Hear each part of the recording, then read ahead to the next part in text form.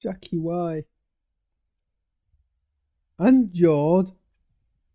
My two favorite characters in Star Wars with names beginning with a J. Hello, this is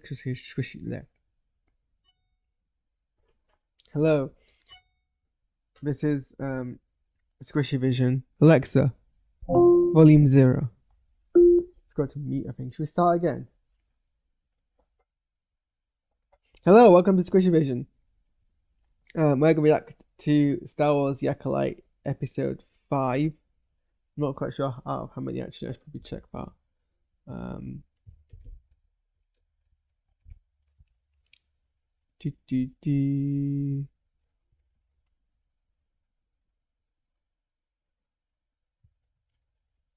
Out of 8. So there's 3 more episodes of this, and we've only just got going. Crazy, right? So yeah, I've just finished watching Night. God, was that a tragically dark episode. I mean, that's pretty much how you do a character death. You kill off all the unnamed extras in either off screen or in pretty short order. Have the 2 named characters live long enough that you work out they'll probably survive the episode. Give Jord a leg injury that he just survives. And then later on when he gets back into the fight, he does this inventive strategy of using the mask to disarm the other person. So with that weapon, he must be perfectly fine. No. He pretty snaps the guy's neck in Star Wars. Someone's neck gets snapped in Star Wars. I mean, Janky gets killed before actually with 3 stabs to the chest. Heart, 2 lungs. You're not coming back from that. Like, they're dead, presumably. Unless there's going to be some necromancy, which, I mean, isn't outside the realms of Star Wars, but I don't really see it happening here. Like, whatever. I've got some negatives to say about this episode, but honestly, the fight sequence was tense. I mean, it was it's actually kind of nice to have an episode where most of it is combat and most of it is action, rather than being a short piece. Like, that was a good 20 minutes of combat.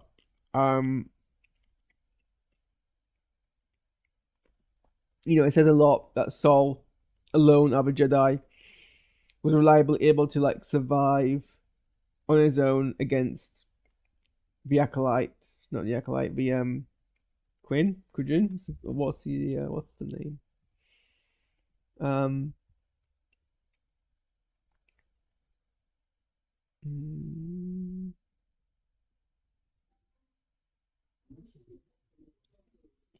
Kimir, yeah, Kimir. Like, he was able to survive against Kimir. Kimir. He was able to survive against Kimir. Kimir. I can't say her name. He was able to survive against Kimir for a good like. Well, on his own, he was able to survive for a well. I don't think there was. I think there was actually maybe one point where he was perhaps beaten, but other than that, he was surviving. Which also begs the question of where Saul was the entire time he was taking down all the other Jedi, because Saul wasn't part of that fight. Very unclear. He pops up just to protect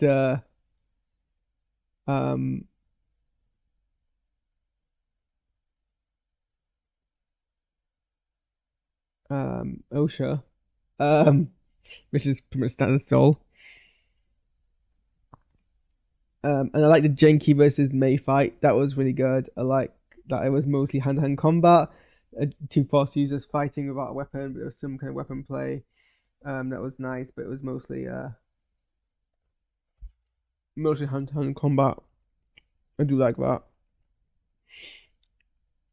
Genki's such a good character, such a wholesome character, and so brave. She was so brave. I can't believe they killed her. And it was cold because Camilla was like, "Oh, is that what its name was?" And then like, dude, What is your problem? Why are you so cold? The choreography was really tense. There was some nice kind of like sword play. Obviously, it's all like flashy and stuff, but it was good flashy. I think the dark kind of atmosphere helped with that. They still had a horror element of Kamiya and whatever Kamiya's deal is. Alexa, turn off lights. Not that it affects the green screen at all, but just turn it off. So they revealed that the person in the mask is Kamiya was perhaps like the prime suspect that everyone had.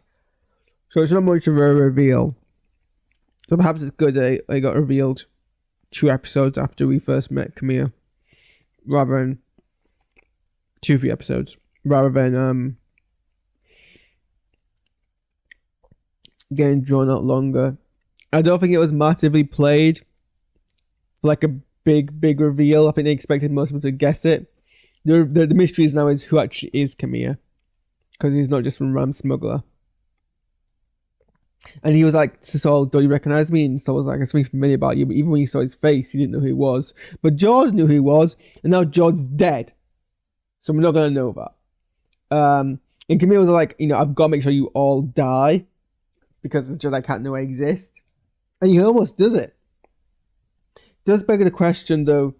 So what actually is Kamiya? Because there's been a lot of discourse about Kamiya being a Sith or not.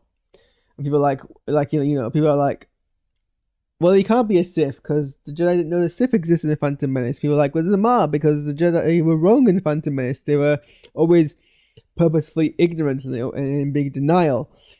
And that really missed the whole bigger argument that was no one actually mentioned Sith in the show whatsoever. There are plenty of Dark Force users without bringing the Sith. At this point, Kamiya kind of identifies as Sith, but also not really. He's kind of like, well, if you had to put a label on me, I would be Sith. Which kind of implies that he doesn't actually believe he's Sith. So it's still up in the air. Not that, the detractors are going to latch onto that line and be like, haha, we were right all along. Well, technically you weren't. Also, this very much is the kind of thing that the Jedi will be like, nah, they weren't the real Sith. And, there's still a denial element. I bet Andy Mundy's going to come on next week and be, he's going to say to camera, he's going to say, right to camera, he's going to say it right to you. But I think as reveals go, that wasn't particularly surprising. But then, there's a whole horseshoe thing about predictions where you think something is so obvious can't possibly be the case. When it is the case, it still ends up being surprising because you're like, well, it couldn't possibly be that. Oh no, it actually is that. Which happens a lot in like, I think about what happened with Sutek in Doctor Who, spoilers for last week's episode of Doctor Who, where people are like, oh, it couldn't have week before. But like, it couldn't possibly be Sutek because that's too obvious now. And it ended up being Sutek and it was still kind of surprising. So, I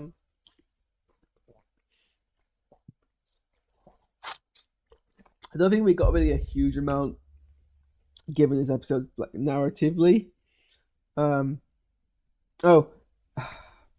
Bit confused on what May's deal is.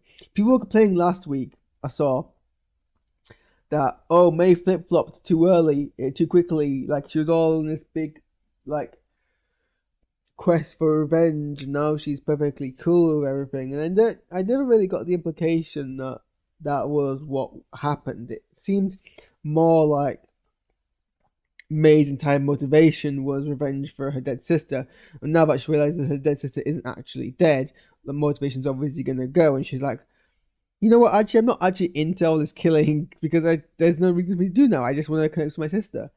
And rather than drawing that confusion out for a bunch of episodes, we can, and to be fair, guillotining that plot and going to the next stage of it sooner means I have no idea what these characters are going to do, so I actually was all for it. This is kind of backtracking right now, because for some unbeknownst reason, the second that this guy turns up, she's back to trying to kill Jedi. It's unclear. She seems like she was trying to fight to kill Genki, which is really going to put her whole I want to surrender plan down the drain. Sorry, I shouldn't eat while I'm streaming. I'm not about to mention Genki. Wait, I'm trying to surrender. Wait, I'm not actually trying to kill. I didn't kill Carl Packer, whatever his name is.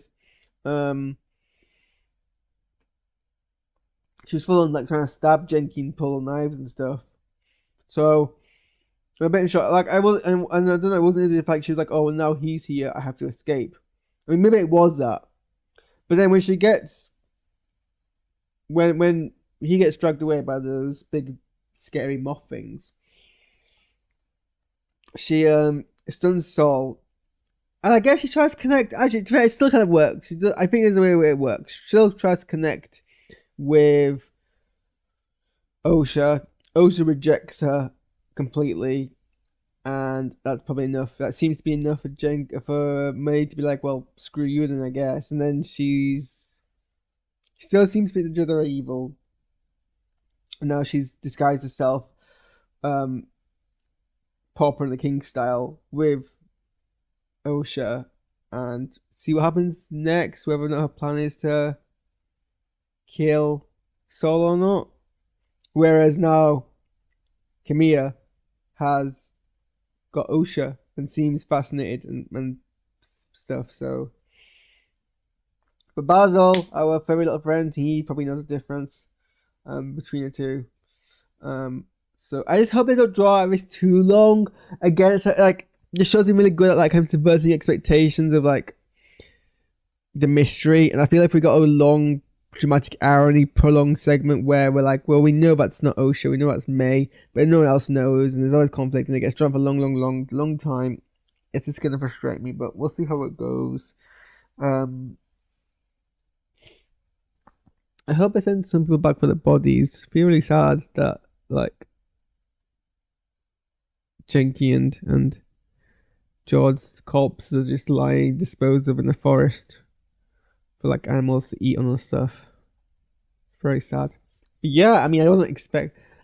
I people were predicting that they were going to end up killing all these Jedi, and I was like, well, they're probably not going to end up doing that. And I don't think there's any need to, because this person's not. Oh my god, they actually kill nearly all of the Jedi except Saul, who is the one survivor. Like, they're such good characters. Jordan, Genki were just individually such good characters too. Like, these are the characters I want spin-offs over. Not, I mean, Andor now I do, because Andor was a good show. But fair, Andor wasn't really even the central character of Andor. Not to detract from like Diego Lewis, what's his name?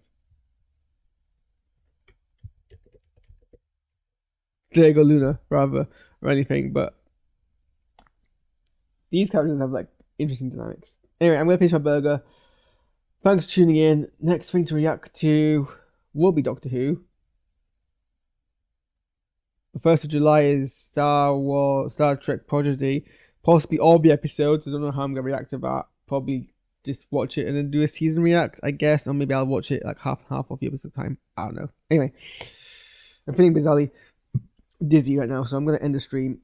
Thanks for tuning in, and I'll see you in a few days' time. Bye bye.